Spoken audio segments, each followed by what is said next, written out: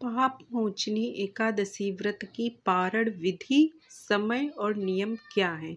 क्योंकि बिना पारण के एकादशी का व्रत अधूरा माना जाता है।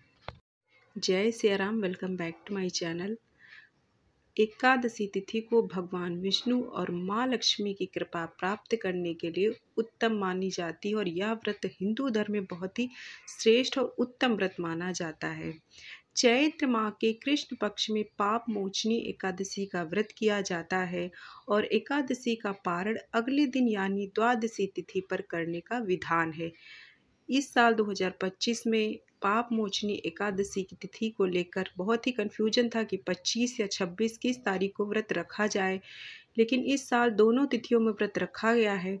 तो 26 और 27 दोनों तिथियों में पारण होगा। तो चलिए पारण का समय, विधि, सारी चीज़ें जान लेते हैं।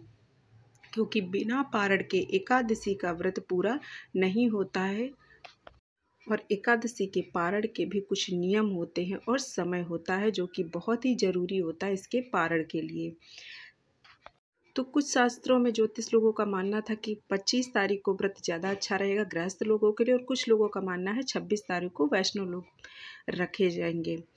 लेकिन शास्त्र सम्मत माना गया है कि द्वादशी युक्त ही एकादशी का व्रत रखना चाहिए। अगर उसमें त्रयोदशी भी जुड़ जाती है तो अति उत्तम हो जाता है।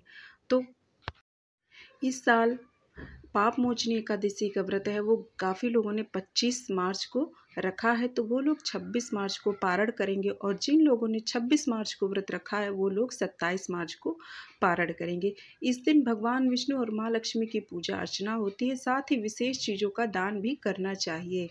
ऐसे ही मान्यता है कि पाप मोचनी एकादशी का व्रत का पारण न करने से साधक को शुभ फल की प्राप्ति से वंचित रह जाता है।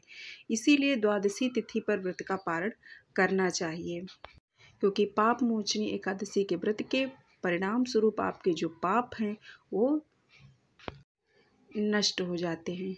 तो इस साल 25 मार्च को सुबह 5:05 पर एकादशी व्रत तिथि की शुरुआत हो जाएगी और 26 मार्च को देर रात 3:45 पर समाप्ति होगी। ऐसे में 25 मार्च को व्रत रखना उत्तम रहेगा और इसका पारण करना अगले दिन यानी 26 मार्च को किया जाएगा। उसी दिन द्वादशी तिथि मान्य है। तो 26 मार्च 2025 को पाप मोचनी एकादशी के व्रत का पारण का जो समय है वो होगा दोपहर को 1:41 से लेकर शाम को 4:08 तक है। इस दौरान किसी भी समय व्रत का पारण किया जा सकता है। इसके बाद अन्न और धन समेत आदि चीज़ों का दान करना चाहिए, क्योंकि ऐसा मान्यता है कि पारण करने से पहले आपको अगले दिन यानी द्वादशी के दिन आपको सुबह में उठकर विधि विधान से पूजा अर्चना करके उसके बाद दान इत्यादि करके या ज़रूरतमंद को कुछ सहायता दान देने के बाद या ब्राह्मणों को भोजन खिलाकर जो आप कर सकते हैं उसके बाद ही व्रत का पारण करना चाहिए। और पारण करने में चावल को भोजन में सम्मिलित अवश्य करना चाहिए।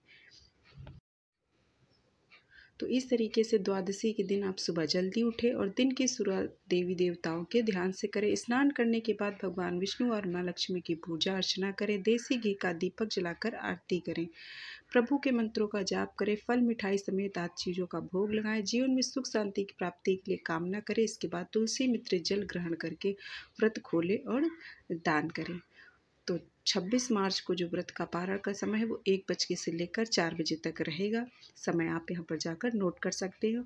और जो लोग 26 मार्च को पाप मोचनी एकादशी का व्रत रखेंगे उनके लिए जो पारण का समय है वो होगा 27 मार्च को सुबह में 6:17 से लेकर 8:45 तक रहेगा।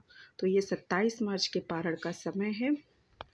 उम्मीद है जानकारी पसंद आई होगी तो लाइक सब्सक्राइब कीजिएगा। मिलते हैं नेक्स्ट वीडियो में, तब तक के लिए जय श्री राम।